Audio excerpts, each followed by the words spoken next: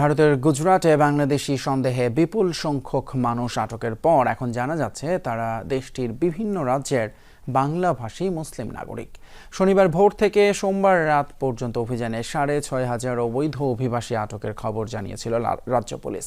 শুধু আটকই নয়, আহমেদাবাদের মুসলিম অধ্যুষিত এলাকায় বুলডোজার দিয়ে গুঁড়িয়ে দেয়া হয় বহু মুসলিম নাগরিকের ঘরবাড়ি। শ্রীলঙ্কা আবারও রপ্তানিতে শীর্ষে।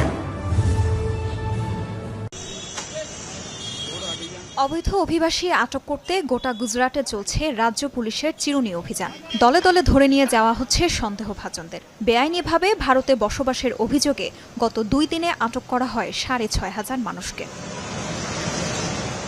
গুজরাট পুলিশ মহাপরিচালকের বরাতে সংবাদ সংস্থা পিটিআই জানিয়েছিল, আটককৃতদের মধ্যে 450 অবৈধ বাংলাদেশি। যদিও সরকারের তরফে ঢাকাকে কিছু জানায়নি দিল্লি।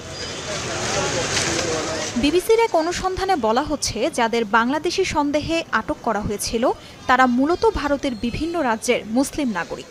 গুজরাট সহ উত্তরপ্রদেশ, ওড়িশা, মহারাষ্ট্র ও পশ্চিমবঙ্গের বাংলাভাষী মুসলমানদের বাংলাদেশি তকমা দিয়ে হেনস্থা করার প্রমাণও হাজির করেছে সংবাদ মাধ্যমটি। এমনকি ভারতীয় নাগরিকত্বের উপযুক্ত প্রমাণ থাকার পরও তাদের আটক করা হচ্ছে, এমন তথ্য পেয়েছে বিবিসি। তবে গুজরাট রাজ্য পুলিশের দাবি, পরিচয়পত্র নকল করেই তারা অবৈধভাবে ভারতে বসবাস করছিল। বিপুল সংখ্যক অবৈধ বাংলাদেশি এখানে আছে এমন তথ্য পেয়ে অভিযানে নামে পুলিশ। ভুয়া পরিচয়পত্র বানিয়ে বহুদিন ধরে তারা এখানে আছে।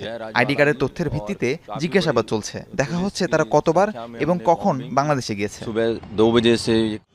শনিবার ভোরে প্রথমে আহমেদাবাদ ও সুরাটে অভিযান চালায় পুলিশ। পরে পুরো গুজরাটেই অবৈধ অভিবাসীদের খোঁজে শুরু হয় তল্লাশি অভিযান। শুধু আটকই নয়, আহমেদাবাদের মুসলিম অধ্যুষিত চান্দোলা লেক এলাকায় ব্যাপক উচ্ছেদ অভিযান চালানো হয়। বুলডোজার দিয়ে গুঁড়িয়ে দেওয়া হয় বহু মুসলিম নাগরিকের ঘরবাড়ি। তাজরিয়ান সোবহান।